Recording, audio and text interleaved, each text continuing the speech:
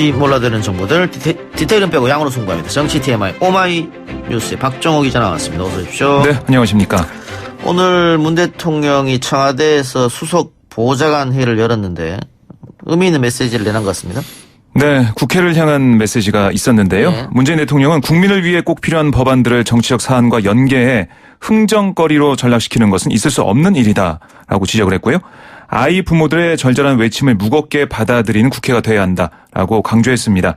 그러니까 한국당의 무차별 필리버스터 신청으로 인한 국회 마비로 이른바 민식이법 등 민생 법안조차 통과되지 못하고 있는 상황을 강력히 비판한 것으로 보이고요. 그리고 이어서 문 대통령은 안타까운 사고로 아이들을 떠나보낸 것도 원통한데 우리 아이들을 협상카드 사용하지 말라는 절규까지 하게 만들어서는 안 된다라고 또 지적을 했습니다. 또 국민의 생명 안전, 민생 경제를 위한 법안들 하나하나가 국민에게 소중한 법안들로 하루속히 처리해 국민이 걱정하는 국회가 아니라 국민을 걱정하는 국회로 돌아와주길 간곡히 당부드린다라고 얘기를 했습니다. 특히 쟁점 없는 법안들조차 정쟁과 연계시키는 정치 문화는 이제 제발 그만뒀으면 한다라고 호소를 했습니다. 예.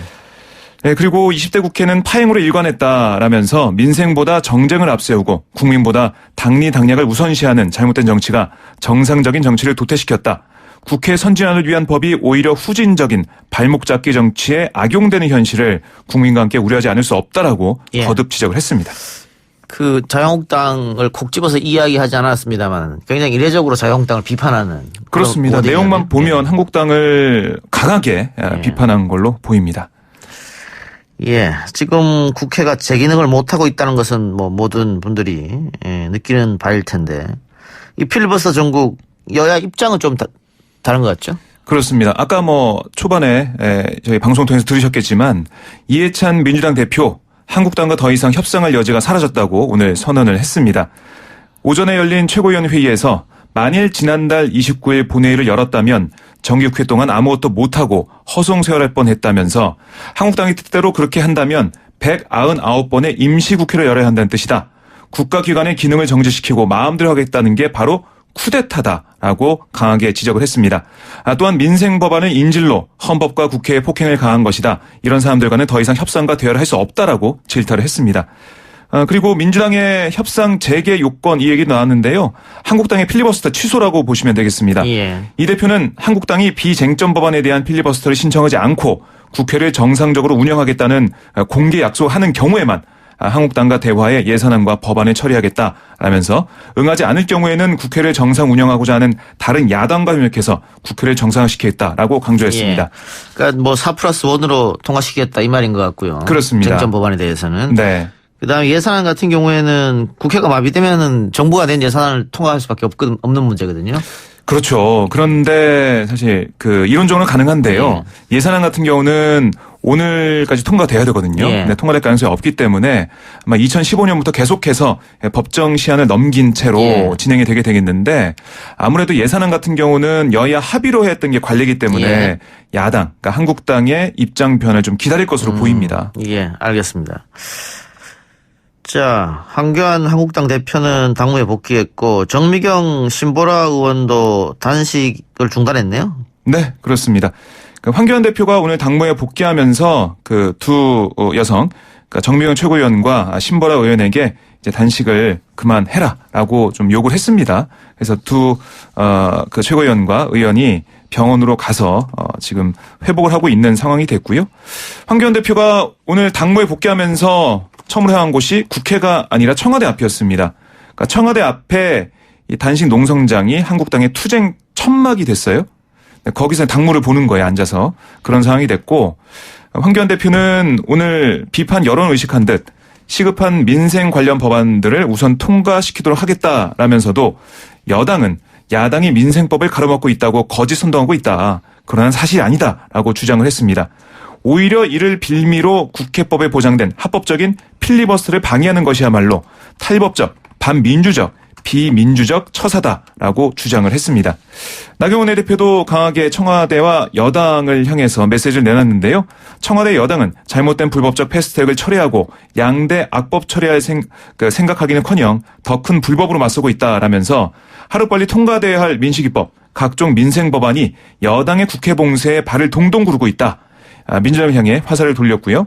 또한 나원내 대표는 민식이법 통과를 위한 원포인트 국회를 열자고 제안했는데 왜 여당은 아직도 묵묵부답인가라며 야당의 합법적이고 평화적인 필리버스터 권한을 원천 차단하기 위해서 민식이법 정도는 늦춰도 된다는 게 여당인가라고 되물었습니다. 예, 서로 남 탓을 하는 그런 상황인데 비쟁점 법안이죠. 민생 법안 처리를 위한 원포인트 본회의. 일단 민주당은 자유한국당을 못 믿겠다 이런 네. 입장인 것 같은데 원포인트 본회의도 그럼 열릴 가능성이 희박하다 이렇게 보면 되겠네요. 희박하다고 볼 수밖에 없는 게요. 서로 믿지 못한다 이렇게 보시면 되겠습니다. 특히 민주당은 29일, 그러니까 지난달 29일에 있었던 본회의에서는 비쟁점 법안 합의한 법안들이 올라온 거거든요. 예. 패스트트랙으로 올라탄 유치원 3법이 있었지만 어쨌든 합의한 법안들마저 패스트트랙에다 걸어버리는데 어떻게 믿을 수 있냐. 특히 필리버스터 신청 대상 법안 199건 가운데 26건의 법안이 한국당 의원들의 대표 발의한 법안이에요. 예. 이런 것까지 들어가 있고 또 76건은 여야 합의를 거친 것이었습니다. 예. 이런 상황에서 필리버스터 처리하지 않는 이상 그런 약속을 하지 않는 이상 어떻게 국회 본회의를 열어서 한국당이 필리버스터 할 줄 모르는데 어떻게 우리가 할 수 있겠느냐 이런 입장이고요. 한국당은 원포인트 국회를 열 수 있다고는 얘기하고 있지만 민주당이 주장하고 있는 필리버스터 철회 이거는 우리는 할 수가 없다. 예. 이런 입장입니다. 알겠습니다. 자유한국당 당직자들이 오늘 오후에 일괄 사퇴했다고 하는데 이유는 뭡니까? 그러니까 오늘 황교안 대표의 일성이 쇄신과 통합이었어요. 그러니까 오늘 아까 말씀드린 청와대 인근 투쟁 텐트에서 최고위원회를 주재하고 그동안 너무 태만했다면서 단식하는 동안 많은 교훈을 얻었다. 국민이 한국당이 다시 태어나기를 간절히 바란다라고 확신하게 됐다라고 얘기를 했습니다. 그러면서 더 이상 국민의 명령 받들기를 지체하면 한국당은 정말 국민들로부터 외면받을 것이고 문재인 정권 시즌2, 시즌3가 지속할 것이다라며 국민의 명을 받아 과감한 혁신을 이뤄내겠다라고 밝혔어요. 그래서 변화와 개혁을 가로막으려는 세력들을 이겨내겠다. 필요하다면 읍참마속하겠다라고 강조하기도 했습니다. 당의 쇄신에 역행된 것을 다 쳐내겠다 이런 입장인데요. 이런 발언이 있은 지 5시간 만에 이 당직자들이 당직을 사퇴하겠다라고 나온 겁니다. 아니 당직자들이 잘못한 건 아니잖아요. 국회가 이렇게 된 거는. 근데 당직자들이 왜 다 사퇴? 당의 개혁과 쇄신에 동참하겠다라는 뜻을 보이면서 오늘 일괄 사퇴했다라고 박명호 사무총장이 얘기를 했는데요. 그럼 오늘 선별 사표 수리하겠다 이 말입니까? 대표가? 그 일괄 사퇴하면서 그걸 받아들일 것으로 보입니다. 지금 상황을 보면 박명호 사무총장이 이렇게 얘기했어요. 아시다시피 문재인 정권 폭정과 국정농단의 한과에 목숨을 걸고 노천에서 단식 투쟁을 했다. 이제 우리 당은 변화와 쇄신을 더 강화하고 대여 투쟁을 극대화할 절체절명의 순간에 와 있다라면서 사퇴 배경을 전했습니다. 아까 황교안 대표의 말하고 일맥상통을 하죠. 예. 그러니까 그래서 미리 논의한 거 아니냐 이런 얘기가 있었잖아요. 그렇습니다. 예. 그렇게 볼 수밖에 없고요. 또 이 눈에 띄는 명단이 있습니다. 바로 김세연 여의도 연구원장인데요. 당장 당직 사퇴를 하지 않겠다고 하지 않습니까? 예. 여론조사 같은 것도 있고 여러 가지 중요한 일이 있기 때문에 예. 당을 위해서 하지 않겠다고 했는데 이 명단에 포함됐어요. 사퇴를 본인이 하겠다는 건지 아니면 일괄 사퇴하니까 함께 하자고 했던 건지 좀 취재를 해봐야 될 것으로 보이는데요. 어쨌든 사퇴 명단에 들어가 있습니다. 그리고 기자들이 이런 것도 물어봤어요. 오늘 사태가 총선 불출마로 연계되는 것이냐 묻는 기자의 질문에 박명호 사무총장은 그것과 전혀 관계가 없고 당 운영과 관련된 문제다라고 덧붙였습니다. 알겠습니다. 좀 지켜보고요. 사무처 당직자들은 또 희망퇴직을 받았더라고요. 아마 자유한국당이 재정난을 겪고 있어서. 네, 그렇게 볼 수가 있습니다. 그런 문제 같은데. 네. 어떻게든 좀 보고. 자, 다른 얘기 해보죠. 백원우 전 민정비서관 산하에서 특감반원으로 근무했던 검찰 수사관이 검찰 조사를 앞두고 지인의 사무실에서 숨진 채 발견이 됐습니다. 그 조사를 한번 받고 나서 다시 오라 그랬어서. 네. 그리고 나서 이제 조사 앞두고 그런 선택을 한 것 같은데 청와대는 일단 어떤 입장입니까? 예, 청와대가 어떻게 보면 오늘부터 적극 대응에 나섰다라고 볼 수가 있는데요. 그동안은 서면 브리핑 정도로 얘기를 했었는데 오늘 고민정 청와대 대변인이 직접 브리핑을 열었습니다. 그래서 특감 반원들은 울산시장 첩보문건 수사 진행과는 일절 관련이 없다라면서 하명 수사 의혹을 전면 부인했거든요. 예. 이렇게 얘기했습니다. 민정수석실 직제, 이른바 별동대라는 의혹이 제기된 특감 반원들의 역할, 이들이 울산에 방문한 이유 등을 상세히 설명을 했는데요. 고 대변인은 민정비서관실 특감 반원 중 2명이 특수관계인 업무를 담당하게 돼 있다. 어제 돌아가신 한 분이 그 특수관계인 담당자 중 한 분이다라고 소개를 했습니다. 그러면서 지난해 1월쯤 집권 2년차를 맞아서 행정부 내 기관관 억박자, 그러니까 그러니까 잘 맞지 않는 그런 실태 점검을 했고 이를 위해 민정수석실 행정관과 감찰반은 30여 명이 대면 청취 조사를 했다라고 얘기를 했어요. 그러니까 특수관계인 업무 담당 두 분이 당시 울산 고래고기 사건에 담당했다라고 전했습니다. 그러니까 울산 고래고기 사건 기억하신 분 예. 계시겠지만요. 검찰과 경찰의 갈등 양상으로 번진 예. 그런 사건이었죠. 예. 그러니까 울산으로 이동한 이 두 수사관이 각각 울산지검 경찰청으로 흩어져서 사정을 청취한 다음에 상경했다. 이게 청와대의 설명입니다. 그리고 일부에서는 공직자들을 감시하는 건 반부패 비서관실 소관인데 민정비서관실 특감반원들이 이런 활동하는 게 월권이 아니냐 이런 지적도 나오고 있지만 여기에 대해서 고 대변인은 민정비서관실은 민정수석실의 선임 비서관실이기 때문에 다른 비서관실 소관 업무에 대한 조력이 가능하다라고 설명을 했습니다. 그러니까 어차피 같은 민정수석실에 있는 그 조직이기 때문에 다른 조직이 하는 업무에 대해서 조력할 수 있고 도와줄 수 있고 함께할 수 있다. 이런 취지의 설명이었습니다. 결국 이들이 활동한 게 업무 영역을 부당하게 벗어난 게 아니다라는 설명인 셈이고요. 특히 고 대변인은 뭐 이들이 하명수사 사건에 연루됐다는 의혹에 대해서도 저희가 그러니까 청와대에서 확인해 봤지만 특감 반원들은 울산시장 첩보문건 수사 진행과는 일절 관련이 없다는 점을 다시 한번 강조한다라고 언급하기도 했습니다. 그러니까 이를 두고 청와대가 그동안 사건 경위에 대해서 자체 조사를 실시해서 특감 반원들이 하명수사에 관여하지 않았다는 결론에 이르렀고 나름대로 이를 입증할 수 있는 자신감이 있는 거 아니냐 이런 분석이 나오고 예. 있습니다.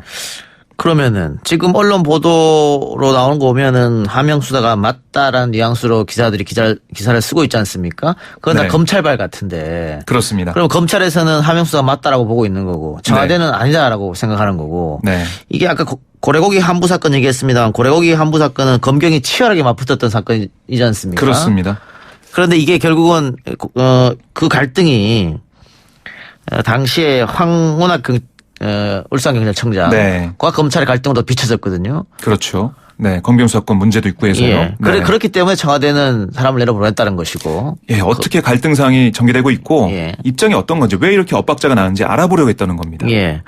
그런데 만일 그런 하명 사건이 아니었다고 하면 어제 그 숨진 분은 왜 그런 선택을 하셨을까 뭐 이런 생각도 들고. 네. 그래서 민주당에서는 압박 수사를 한 거 아니냐 검찰이. 그렇습니다. 그 유서를 봐도 예. 아니 갑자기 유서에 우리 가족을 좀 배려달라는 말을 왜 쓰냐 뭐 이런 것 같아요. 그러니까 여권에서는 지금 사실 기본적인 기조는 좀 말을 아끼는 분위기예요. 이게 검찰 수사가 어디까지 갈지 모르기 때문에 상황을 좀 보고 검찰 수사가 진행 중이니까 그것부터 봐야 되는 거 아니냐 이런 기본적인 입장인데요. 그런데 어제 극단적인 선택을 한 검찰 수사관의 유서 내용이 조금씩 알려지고 있는데 예. 아까 말씀하신 것처럼 윤석열 검찰총장을 향해서 죄송하다. 가족들을 배려해 주시길 부탁드린다라는 내용이 들어있단 말이죠. 예.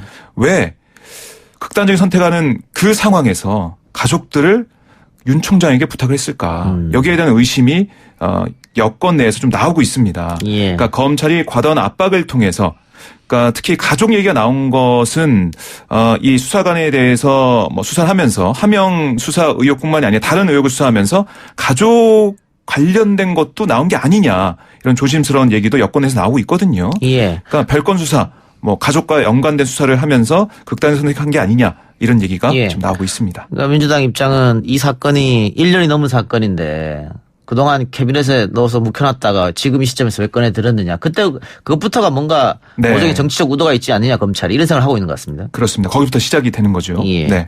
근데 어쨌든 한국당은 선거농단 총공세에 나섰습니다. 네.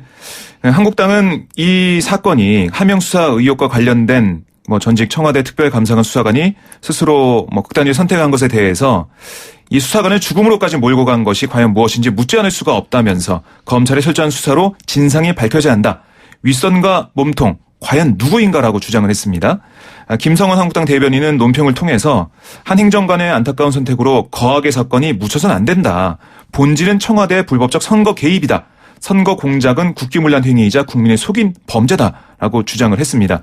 그러니까 김기현 울산시장을 뭐 당선시키지 않기 위해서 떨어뜨리기 위해서 이런 게 계획됐다. 이런 게 한국당의 의혹을 제기하는 그런 부분들이죠.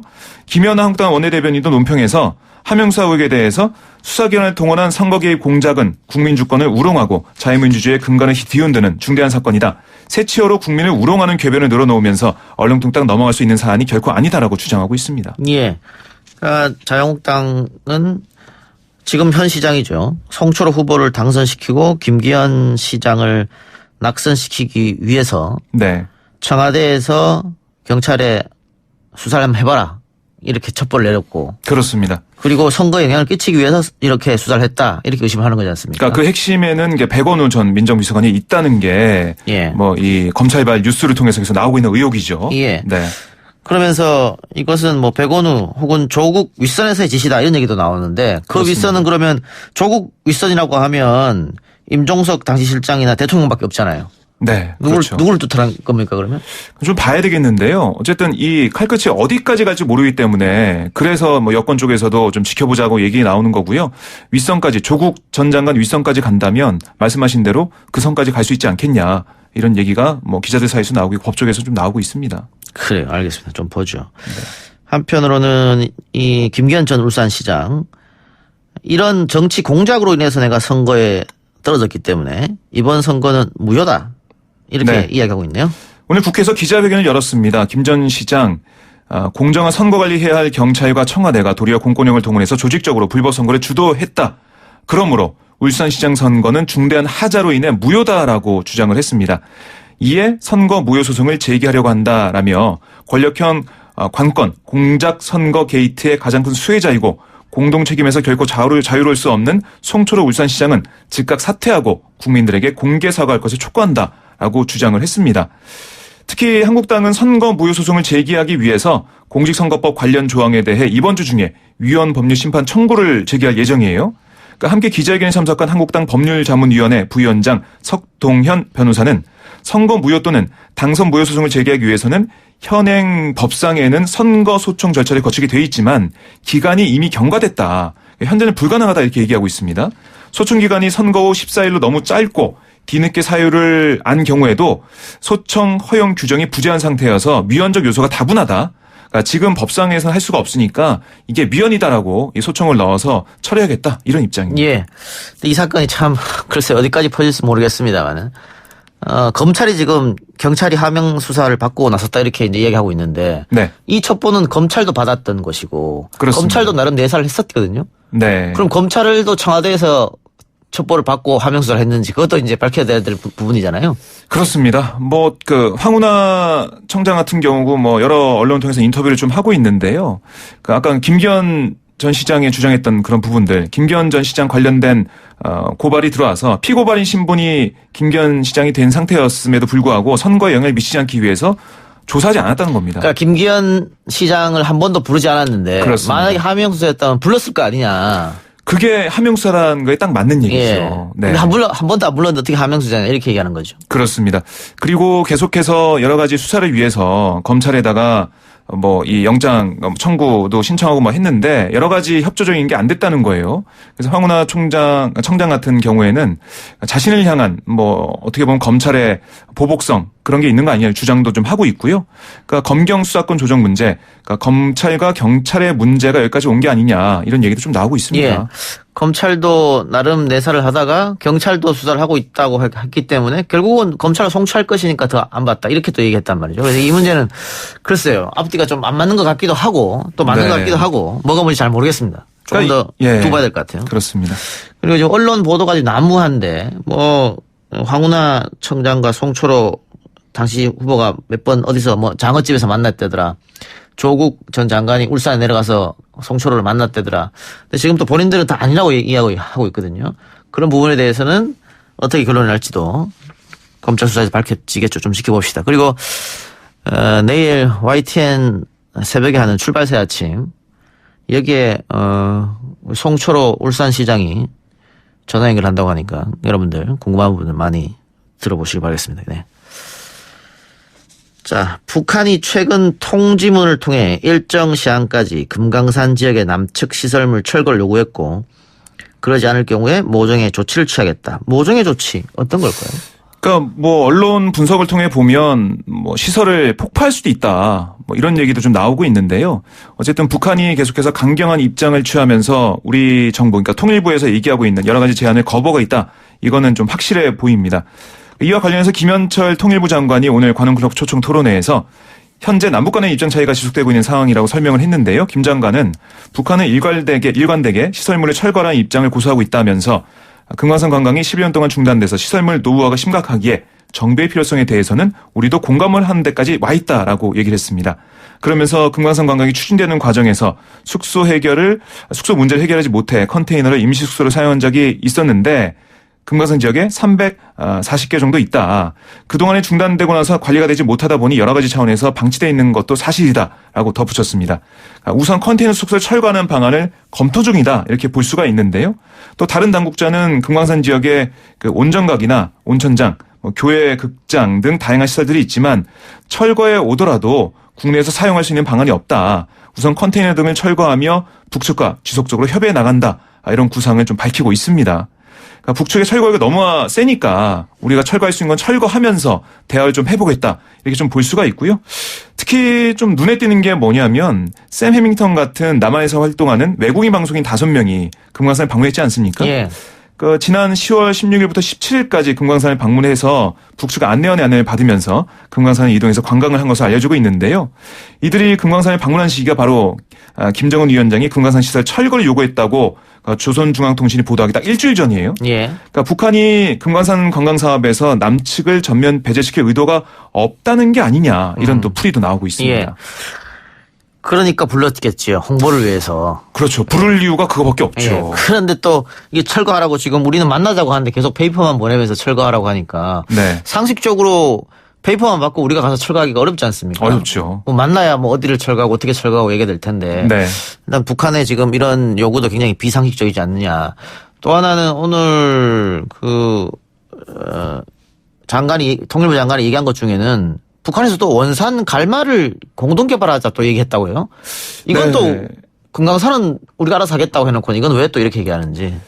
뭐 어떻게 보면 북한의 여러 가지 뭐 태도나 보도 나온 걸 보면 글쎄요 아예 문을 닫지 않은 것으로 보입니다. 그러니까 북미 정상회담 비핵화 협상을 앞두고 새로운 길을 가기 전에 뭐 예. 최대한 압박을 하면서 여러 가지 협상 전략을 좀 펴고 있는 것으로 이제 풀이할 수가 있습니다. 오늘 여기까지 하죠. 수고하셨습니다. 네, 고맙습니다. 네, 1, 2부 순서 마치고요. 저는 뉴스 듣고 6시 10분에 찾아뵙겠습니다.